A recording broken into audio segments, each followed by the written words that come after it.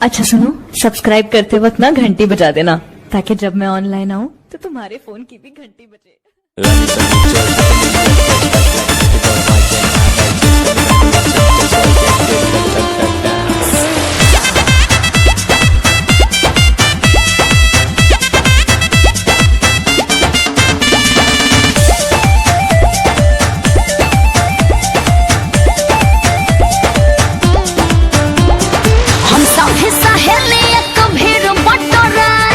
चलो आज करे भरपूर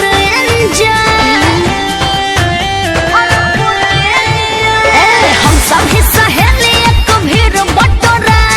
चलो आज करे भरपूर एंजॉय। लड़कों की टोली अलग, लड़की की टोली अलग, लड़कों की टोली अलग, लड़की की टोली अलग। कॉल करेंगे जरूर हम सबका दिया। अरे लो कॉल भी आ गया। अरे डीजे वाले बाबू तनी वॉल्यूम कम करो। हेलो कौन? मैं बोल रहा हूँ। अच्छा हैप्पी न्यू ईयर जानू। सेम टू यू। नया साल मुबारक हो। कैसी हो? मैं ठीक हूँ, आप कैसे हैं? मैं भी ठीक हूँ। अच्छा सुनिए ना, 5 मिनट थोड़ा लाइन पर रहिए ना। अरे डीजे वाले तनी साउंड बढ़ावा। नया साल नया दिल से बोलो happy new year. Happy new year. नया साल नया दिल से बोलो happy new year. Happy new year.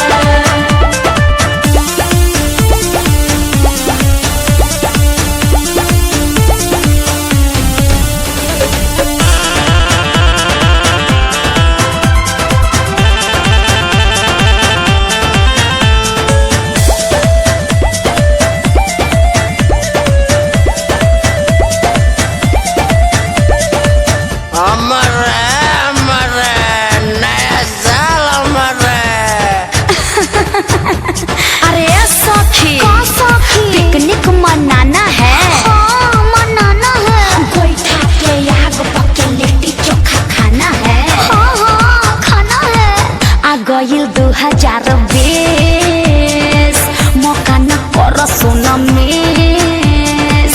मौका न करो सोना मिस। आ गइल 2020 मौका न करे के बा मिस।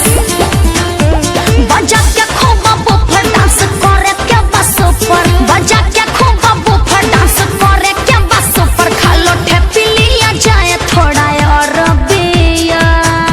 अरे और डीजे वाले थोड़ा बेस बढ़ाओ, बेबी को बेस न पसंद है। नया साल नया दिल से बोलो हैप्पी न्यू ईयर।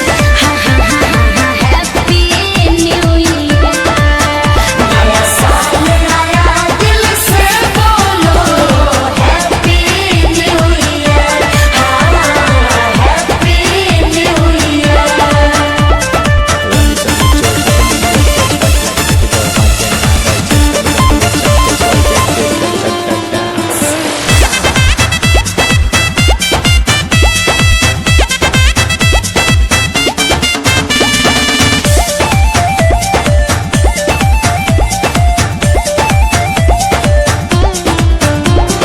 अपना दिल के मैटर के लिखेंगे लव लेटर में। बॉयफ्रेंड सब हॉल में चल के डूबे के थिएटर में। ए सखी कौन फिल्म लगा है जिन्ना तेरी गली में?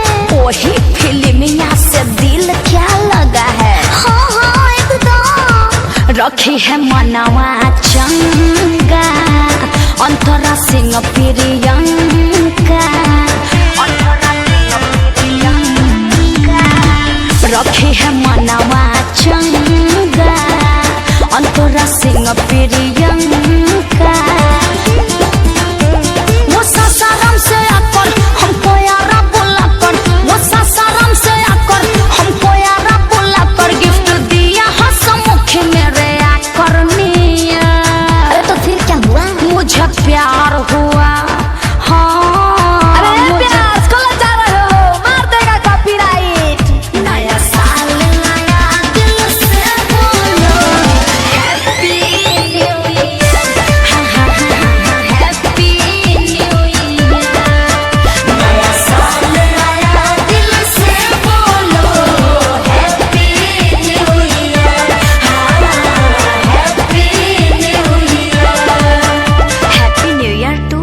you and love you all.